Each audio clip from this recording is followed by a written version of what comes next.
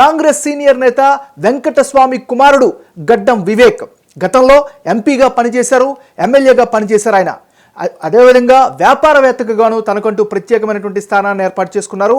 ఆయనకి ఈసారి మంత్రి పదవి కన్ఫర్మ్ అయింది. అయితే మొదటి క్యాబినెట్లోనే మంత్రి పదవి ఇస్తారని ఆయన చాలా ఆశించారు. ఎందుకంటే వివేక్ తన రాకపోవడం పట్ల కూడా తన అసహనాన్ని కూడా ఒకానొక టైంలో ప్రకటించారు. అంటే ఆయన కూడా చాలా స్పష్టంగా చెప్పారు, ఎన్నికల ముందు కాంగ్రెస్ అధిష్టానమే స్వయంగా తనకి పిలిచిందని, టిక్కెట్ ఇచ్చిందని అప్పట్లోనే ఆయన హాట్ కామెంట్స్ చేశారు. అంటే మొదటి మంత్రివర్గ విస్తరణలోనే ఆయన మంత్రి పదవిని ఆశించారు. అయితే రాకపోవడంతో తీవ్ర నిరాశకు వ్యక్తం చేశారు. ఇప్పుడు మంత్రివర్గ విస్తరణ సందర్భంగా అంటే సుమారు ఏడాదిన్నర తర్వాత, అంటే అధికారం తెలంగాణలో కాంగ్రెస్ సర్కార్ ఏర్పడి సుమారు ఏడాదిన్నర గడుస్తున్న సమయంలో ఇప్పుడు అనూహ్యంగా ఆయన మంత్రి పదవిని అయితే దక్కించుకున్నారు.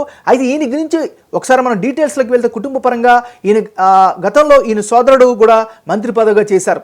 ఆయన సోదరుడు వినోద్ ప్రస్తుతం బెల్లంపల్లి సిట్టింగ్ ఎమ్మెల్యే, గతంలో మంత్రిగా పనిచేశారు.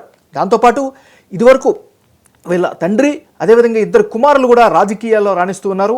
ఇక వివేక్ కుమారుడు కూడా పెద్దపల్లి ఎంపీగా ప్రాతినిధ్యం వహిస్తున్నారు. అంటే ఓవరాల్గా చూసినట్లయితే వీళ్ళకి కాంగ్రెస్ పార్టీ ఇప్పుడు కొద్ది లేట్ అయినా సరే ఈయనకి న్యాయం చేసిందనే మనం భావించవచ్చు.